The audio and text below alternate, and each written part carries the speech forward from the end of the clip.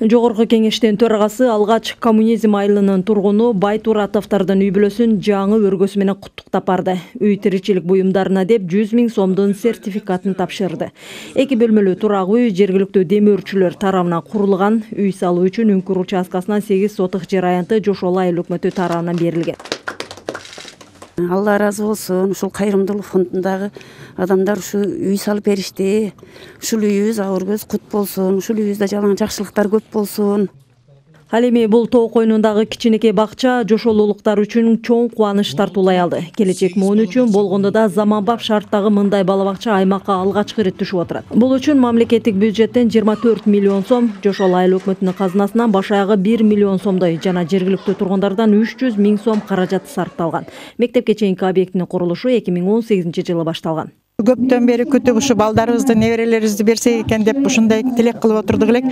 Мына бүгүн тилегибизге жетип, балдарыбызды беребиз деп сүйүнүп отурабыз.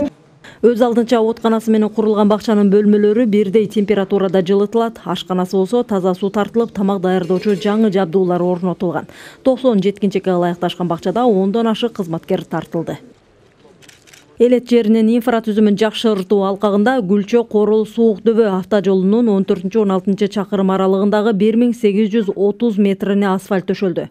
Курулушка сарпталган 12 миллион 300 000 сомдун 7,5 миллионун эл өзү жыйнап берген.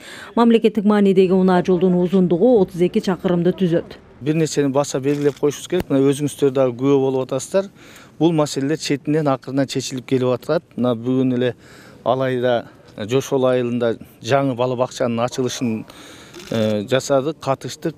Ошондой эле мына Корул айылына барганда 2,5 километр жолдун курулушун көрдүңүздөр. Бул деген сөз ошо көйгөйлөр чечилип аткан белгиси да. Жогорку кеңештин төрагасы Алай районунда КМШ мамлекеттер ортосундагы эл аралык мугалимдер күнүнө карата уюшулган агартуучу долбоорунун жыйынтыктоочу этабына катышты. Билим менен гана келечек муунду өнүктүрүүгө мүмкүн экенин айткан төрага мугалимдердин макамын көтөрүү үчүн мугалимдерди коргоо мыйзамы иштелип жатканын билдирди. Ниргүл Бокошова, Акжол Айбашев, Ала тоо 24, Ош.